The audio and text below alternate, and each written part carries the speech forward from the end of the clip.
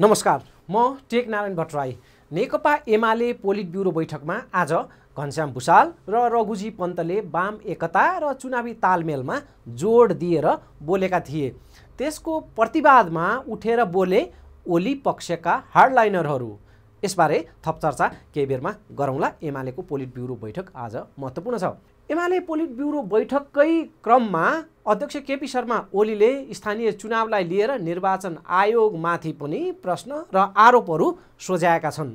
तोकिएको मितिमा स्थानीय तह चुनाव हुन्छ वा हुन्न?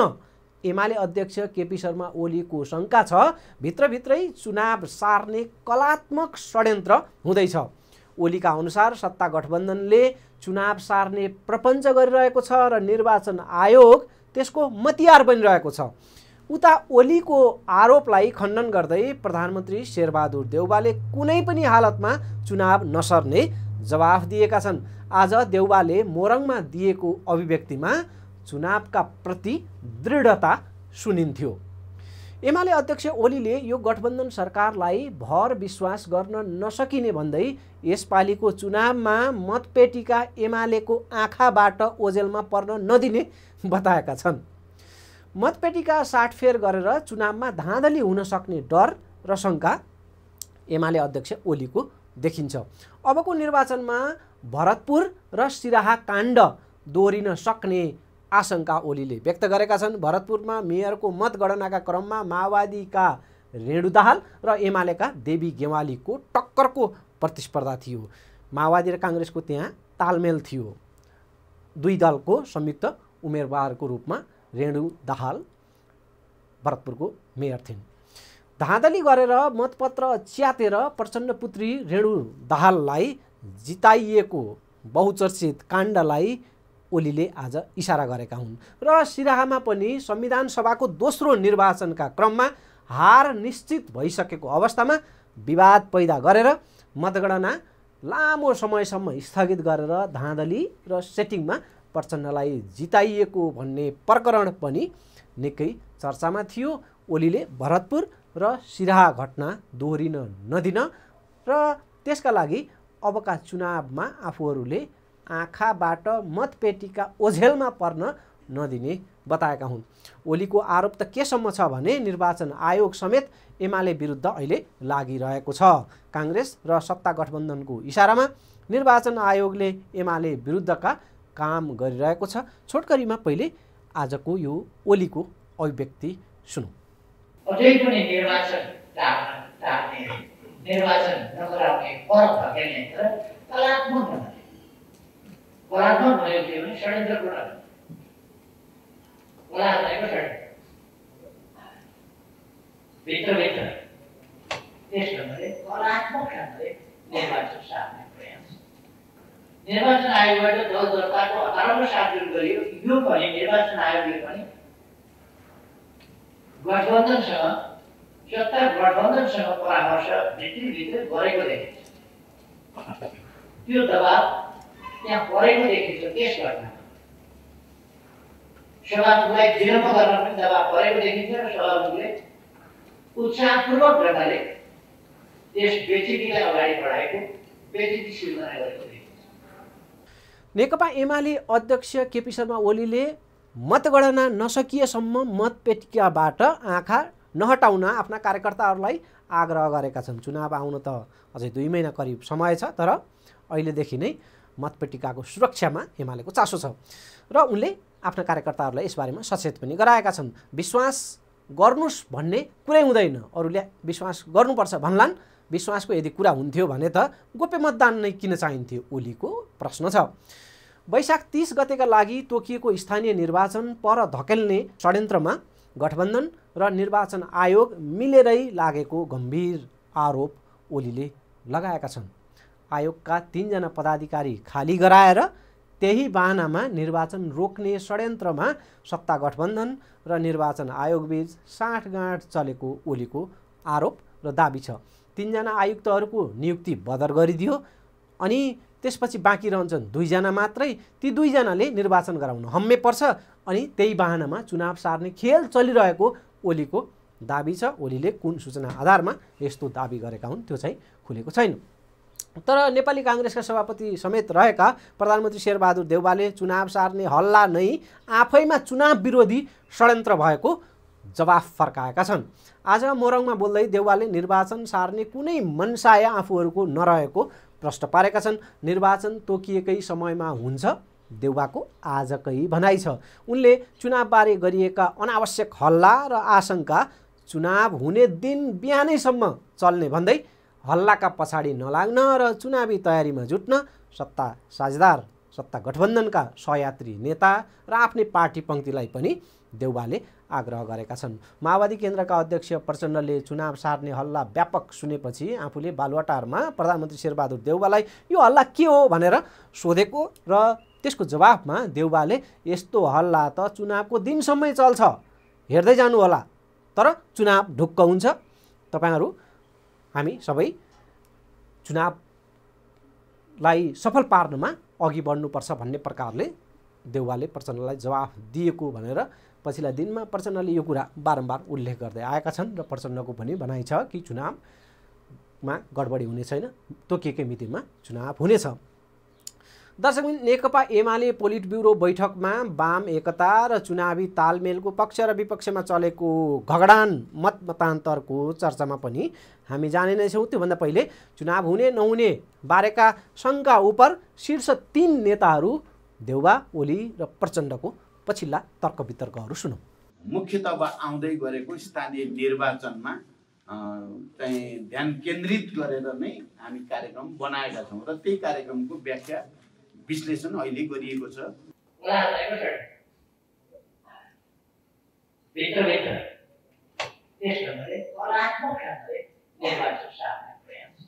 यो स्थानीय निर्वाचन हुनेको लागि यो नहुनु पनि सक्छ, नहुने पनि कुरा भन्नुभएको छ, त्यो होइन।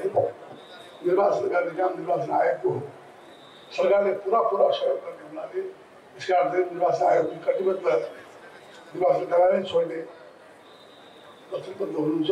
कतिपय वृत्तमा अझै पनि निर्वाचन के हुन्छ भन्ने प्रश्न पनि उठ्ने गर्छ, चर्चा परिचर्चा हुने पनि गर्छ। म के कुरा प्रश्न गर्न चाहन्छु भने निर्वाचन तोकिएकै मितिमा हुन्छ। निर्वाचन नगराउने फरक धकेल्ने तर कलात्मक भयो के भने षड्यन्त्रपूर्ण। वैशाख 30 गते स्थानीय तहको निर्वाचन हुन्छ, त्यहाँ दुविधामा बस्नुपर्ने कुनै आवश्यकता छैन, कहीँ कतैबाट त्यस्तो छैन। निर्वाचन सार्ने कुनै मनसाय छैन, निर्वाचन टाइममै हुने विश्वास दिलाउन चाहन्छु। सरकारले पुरा सहयोग गर्नेछ। हुन त नेपालमा अस्ति प्रधानमन्त्रीजीले भन्दै हुनुहुन्थ्यो चुनाव हुने दिन बिहान पनि हुन्छ कि हुन्न भन्ने भइरहेको छ भन्दै हुनुहुन्थ्यो, एउटा चाहिँ अलिकति प्रतीकात्मक रूपमा। तर म प्रश्न गर्न चाहन्छु निर्वाचन तोकिएकै मितिमा हुन्छ, त्यसमा सम्पूर्ण रूपले निर्वाचन प्रक्रियामा सामेल हुन, त्यसको तयारीमा लाग्न म सबैसँग अपिल पनि गर्न चाहन्छु। प्रधानमन्त्री शेरबहादुर देउवाले निर्वाचन आयोग चुनावी तयारीमा लागेको र सरकारले पनि सहयोग गरिरहेको भन्दै तोकिएको मितिमा चुनाव हुने बताएका छन्। निष्पक्ष र भयरहित वातावरणमा चुनाव सम्पन्न गर्न सबै क्षेत्रबाट सहयोगको अपेक्षा पनि प्रधानमन्त्री देउवाले गरेका छन्। सत्ता र प्रतिपक्षका 3 शीर्ष नेताका यी पछिल्ला अभिव्यक्ति सुनेपछि दर्शकवृन्दलाई स्वयं यो चुनावी मामलामा अड्कल, अबका सम्भावित दिनहरूका बारेमा एक खालको अनुमान लगाउन सहयोग हुनेछ भन्ने हाम्रो विश्वास छ। चुनावी तयारी एकातिर बढ्दैछ, सँगसँगै शङ्काहरू पनि चुनावका लागि लिएर बढिरहेका छन्। प्रमुख प्रतिपक्षी दलको नेता र पूर्व प्रधानमन्त्री समेत रहेका अध्यक्ष केपी शर्मा ओलीकै तहबाट चुनाव सार्ने षड्यन्त्रको आरोप छ र त्यसमा निर्वाचन आयोगलाई समेत मुछिएको छ। यो हिसाबले चुनावी प्रतिबद्धता र तयारीमा थप केही काम गर्नुपर्ने र त्यो विश्वासलाई मजबुत गराउनु पर्ने, भरोसा योग्य वातावरण बनाउनु पर्ने र राजनीतिक वृत्तमा विश्वासको वातावरण अझ परिपक्व, अझ दृढ बनाउनु पर्ने देखिन्छ। प्रधानमन्त्री शेरबहादुर देउवा र सत्ता गठबन्धनले अझ धेरै यसमा काम गर्नुपर्ने देखिन्छ। ओलीको आजको भनाइ छ यो सरकारलाई भर विश्वास गर्न सकिँदैन, मतपेटिका आँखाबाट ओझेल त पर्न दिनु हुँदैन। यसपल्ट हामी मतपेटिका आँखाबाट ओझेल हुन मन्जुर गर्दैन, किनभने हामी षड्यन्त्रभित्र छौँ।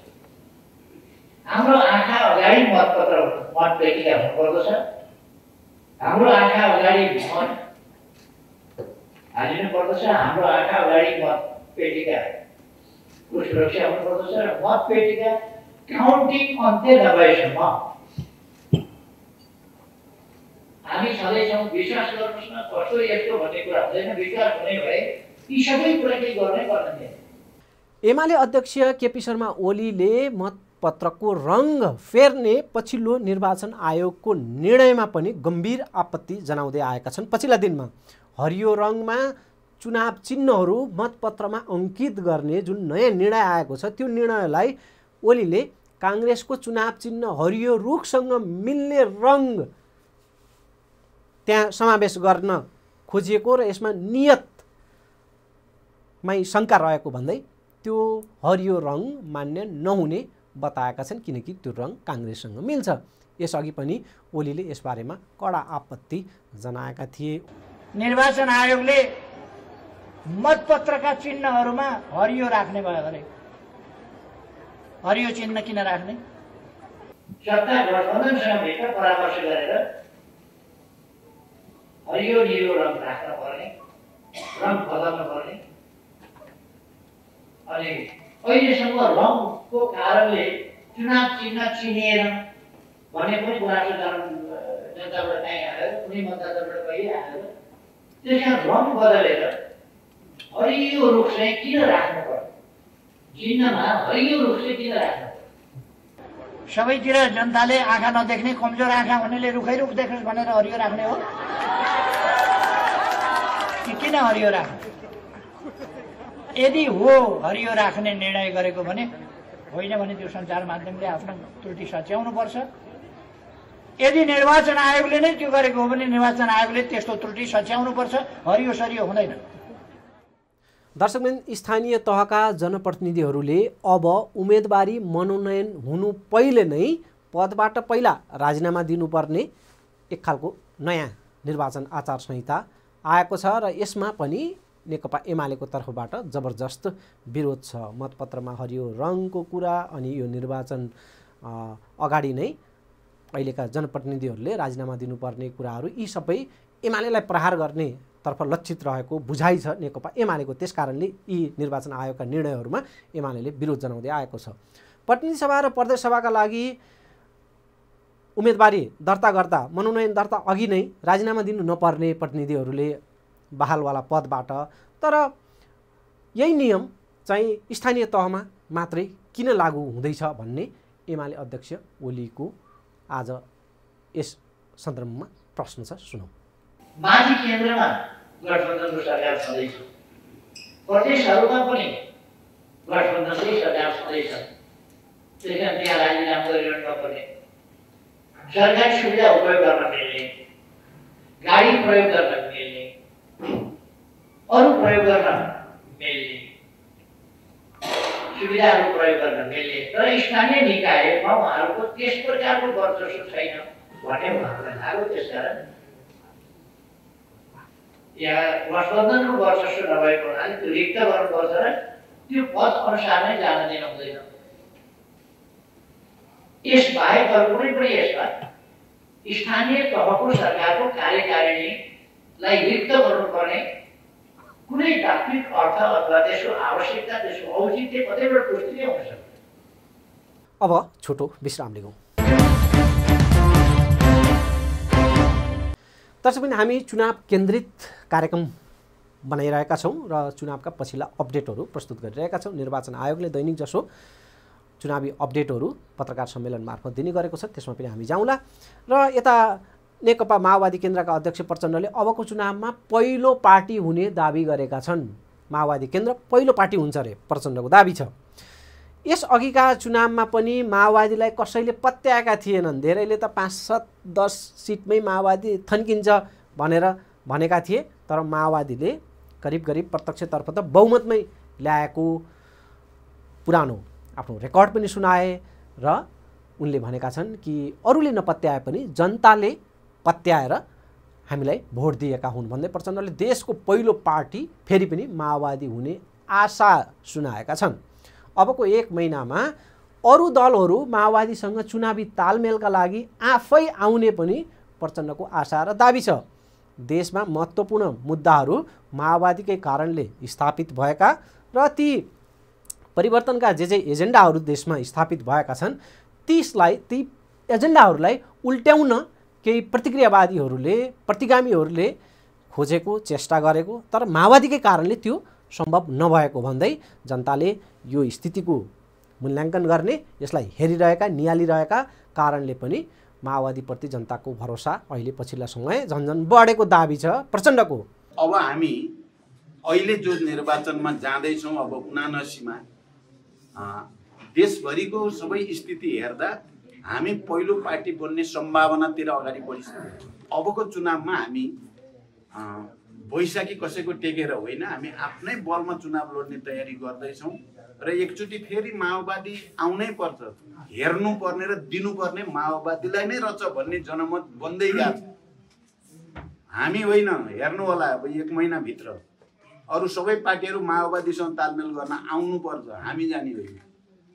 किनभने यो देशको परिवर्तनको वाहक हामी हो, यो कुराको चेतना सबैलाई आउँदैछ। र नेकपा एमालेको आज सोमबार पोलिट ब्युरो बैठक बसेको थियो। त्यो बैठकमा वामपन्थी पार्टीहरूबीच एकता र चुनावी तालमेल गर्नुपर्ने कुरा पनि उठ्यो।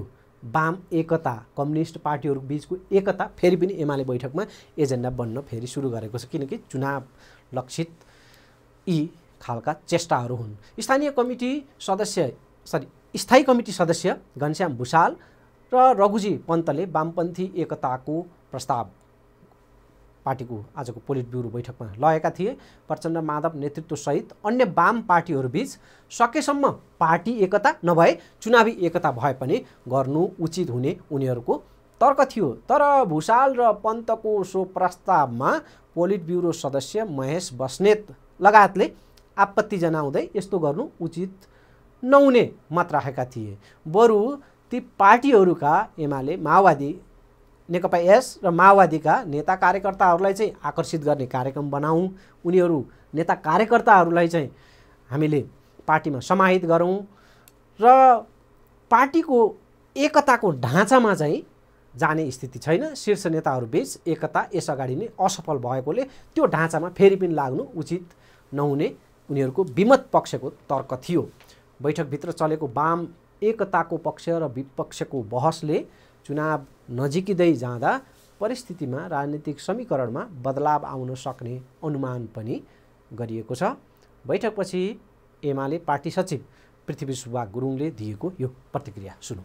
केन्द्रीय कमिटीको सदस्यहरूले चुनावी चाहिँ तालमेल गरेर जाने चाहिँ सन्दर्भमा चाहिँ केही न केही ठोस अवधारणा बनाउनु पऱ्यो, दृष्टिकोण लिनु पऱ्यो, कार्यक्रम नीति लिनु पऱ्यो भन्ने छ होइन। हामी सामान्यतया चाहिँ हाम्रो अहिले एकदम चाहिँ यो हल्ला खल्ला गरेर सारा चाहिँ नीतिगत निर्णय गरेर हामी चाहिँ वाम एकताको तालमेल गऱ्यौँ या चाहिँ फलाना चाहिँ तालमेल गऱ्यौँ या लोकतान्त्रिक तालमेल गऱ्यौँ भन्ने ठाउँमा हामी पुग्दैनौँ। हामी सायद होइन, हामी आफ्नै शक्तिमा विश्वास गर्छौँ।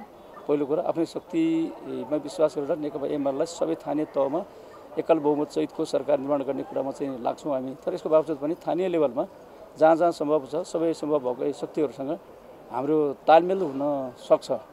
र दर्शकबिन यही पछिल्लो राजनीतिक जुन घटनाक्रम छ यही मेसोमा आज थप यो एउटा अभिव्यक्ति पनि सुन्न सान्दर्भिक छ। सुनौँ। यो निर्वाचन टार्न र सार्नका लागि अनेक प्रपञ्च भइरहेका छन्। त्यो प्रपञ्च मध्येको एउटा अदालतको मुद्दा पनि हो र अरू खेलहरू पनि भइरहेका छन्। त्यसकारणले गर्दा केही समयपछि ती कुराहरू चाहिँ पटाक्षेप हुने नै छन्। तर आज के अनुमान गर्न सकिन्छ भने उहाँहरूलाई बिल्कुल स्थानीय तहको चुनाव गर्न मन छैन। पहिला सङ्घीय चुनाव गर्ने, सिट बाँडफाँड गरेर जित्ने, अनि त्यसको प्रति छायामा स्थानीय तहमा चाहिँ अरूलाई भोट दिएर के गर्छौ र त्यसकारण हामीलाई देऊ भनेर स्थानीय तह चाहिँ चुनाव जित्ने त्यो षड्यन्त्रमा उहाँहरू हुनुहुन्छ। तर हामी यसका विरुद्धमा छौँ। निर्धारित समयमा चुनाव गर्नुपर्छ। 2079 सालको जेठको 5 गतेभन्दा 1 मिनेट उता पनि लगेर स्थानीय तहका जनप्रतिनिधिहरूलाई पुनर्स्थापित गर्न सकिँदैन भन्ने कुरालाई नेकपा एमाले अघि बढाउँछ। दर्शकबिन वैशाख 30 गतेका लागि तोकिएको स्थानीय तह निर्वाचनका पछिल्ला अपडेटहरू हामीले पावर न्युजमा नियमित पस्किँदै आएका छौँ। चुनाव केन्द्रित माहौललाई चाहिँ हामीले उतारिरहेका छौँ कार्यक्रममा। निर्वाचन आयोगले आज पत्रकार सम्मेलन मार्फत दिएका यी केही महत्त्वपूर्ण जानकारीहरू पनि छन् जुन यति बेला दर्शकहरूलाई साझा गर्न जरुरी छ। निर्वाचन आयोगले 74 देखि अहिलेसम्म विभिन्न खालका मतपत्रमा हुने चिन्ह तथा विवरणहरूको रङ फरक फरक प्रयोग गरेको छ। हरियो, नीलो, रातो र कालो। र यी सबै मतपत्रहरूमा निर्वाचन चिन्ह र विवरण प्रयोग गरिरहँदा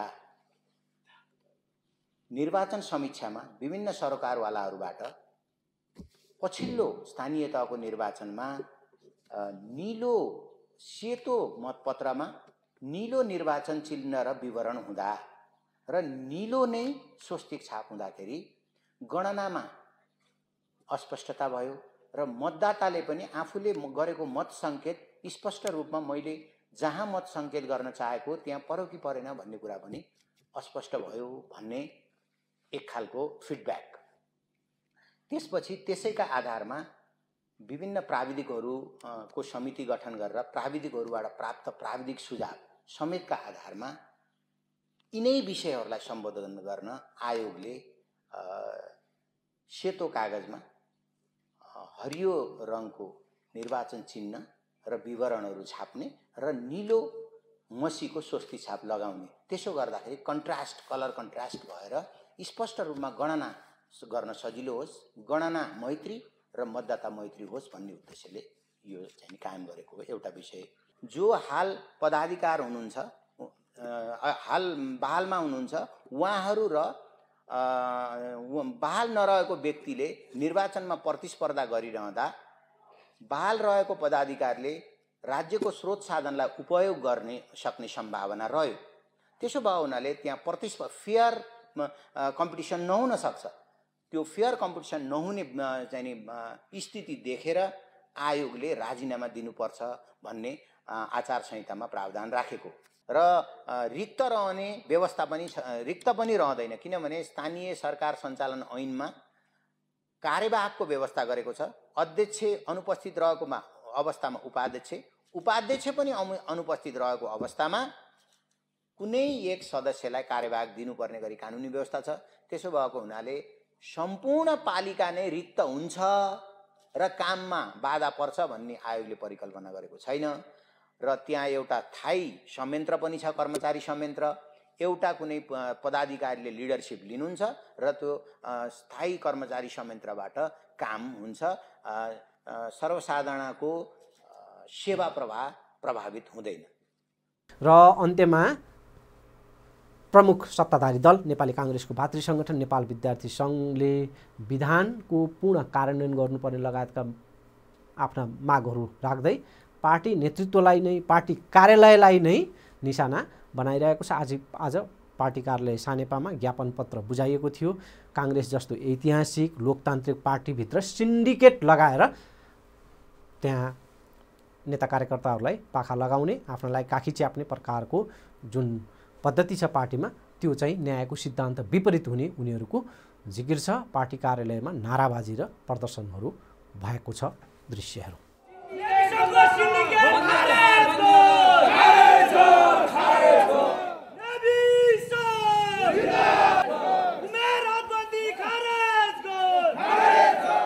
एउटा ऐतिहासिक पार्टी, लोकतान्त्रिक पार्टी, गौरवशाली पार्टी र समावेशी पार्टीभित्र सिन्डिकेट लगाएर पाखा लगाउन खोज्नु न्यायको सिद्धान्त विपरीत छ। घरको पिल्लरहरू भाँचेर बलियो घरको निर्माण गर्न खोज्नु दिवा स्वप्न मात्र हो।